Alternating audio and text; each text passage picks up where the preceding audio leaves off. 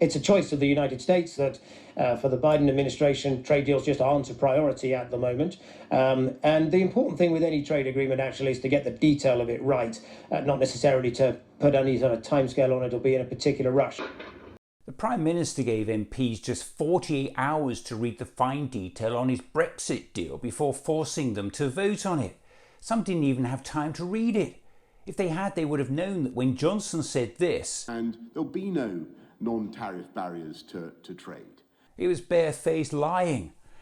If they'd had time to read it, they would have realised when Johnson said this. They should believe exactly what I say, which is there will be no checks on goods going from GB to NI, from NI to GB. It was again barefaced lying. And also when he said this. I want to make it absolutely clear that under no circumstances, whatever happens, will I allow the EU or anyone else to create any kind of division down the Irish Sea.